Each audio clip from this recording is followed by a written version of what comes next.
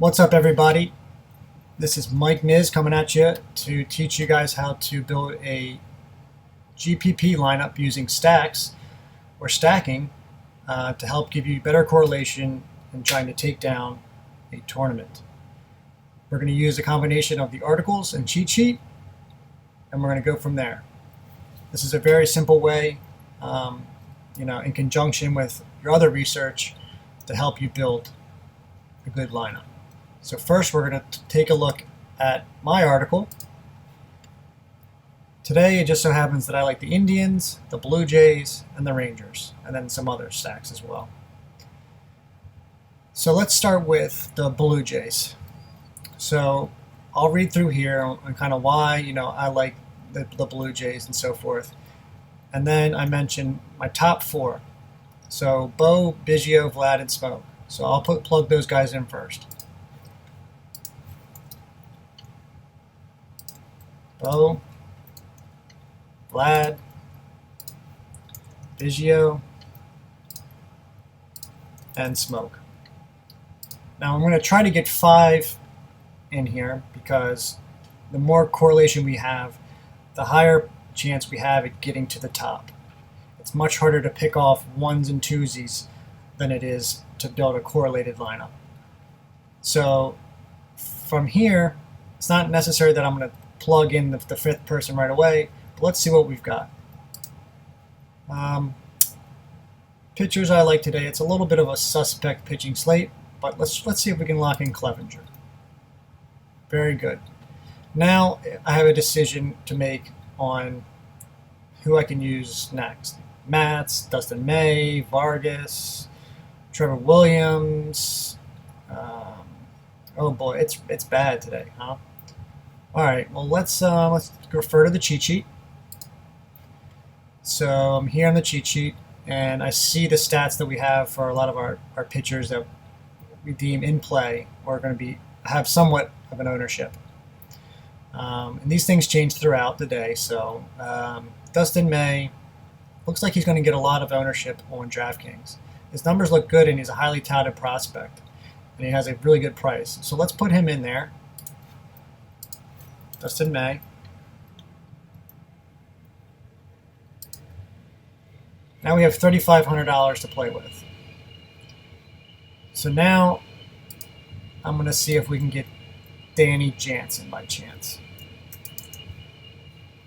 All right, Danny Jansen. Okay price. That leaves us with not really a whole lot to play with. Maybe let's take him out and see what we have. If I can find somebody that has a good price and is mentioned in my article, that would be even better. That's not always going to be the case. I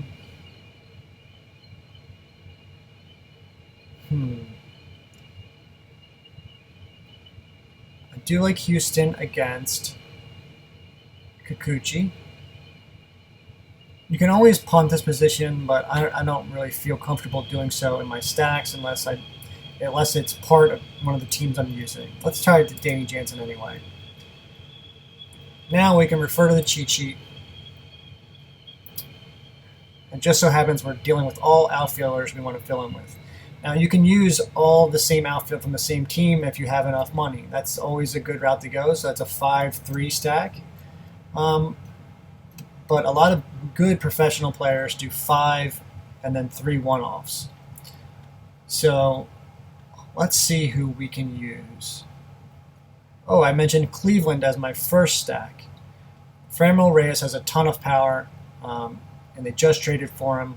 He doesn't have a ton of ownership, but I do like him today.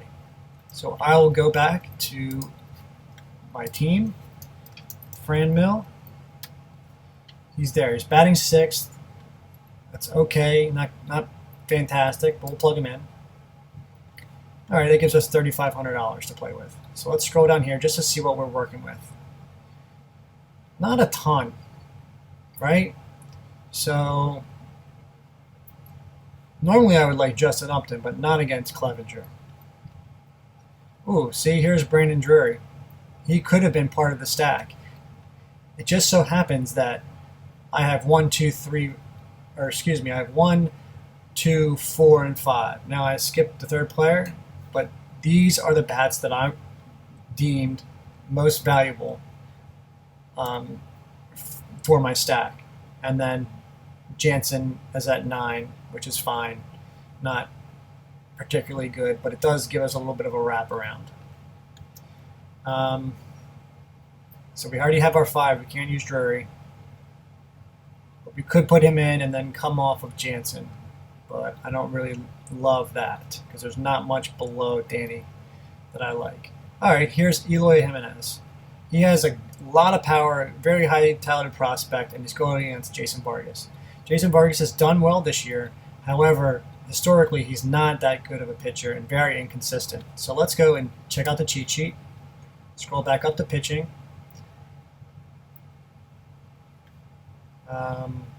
Jason Vargas, good price, very good matchup. Chicago has been extremely bad this year, and he's going to be very popular, and rightfully so. However, Eloy is a good hitter, probably the best player on their team left. And this gives us a high leverage situation, being that it's in Philly, a batter's ballpark. So he's a good value for us to use. Let's just go to take a look if he's on the cheat sheet in outfield. There he is. It's the third one listed, and he's going to get some ownership, and that's okay. Because we have a stack, everybody thinks that you have to use, all the crazy plays to win a GPP. That's not the case. So let's plug in Eloy and see what we have. $3,600 left. That's not really something I'm really, I'm not really happy about that, but we'll make do. If Marwin is in the lineup, I like Marwin Gonzalez against Glenn Sparkman. He's very bad. Let's see what else we have. Okay, here we go. James Paxton is pitching against the Red Sox, and we have Sam Travis here as a value at 3,100. Batting 6th, a lefty masher. Paxton has been very inconsistent this year, up and down, injured, coming and going. Let's see if Paxton has any ownership. Looks like, Paxton's numbers look good. That's, a few bad starts is not going to change that. Decent ownership. So this is not a high leverage play, but it is going to give us some leverage.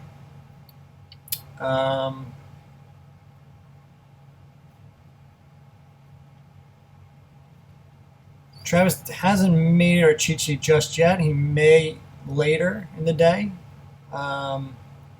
We'll see about that. But, reviewing the stats and understanding baseball and playing every day, at this point I know Sam Travis has very good numbers against lefties.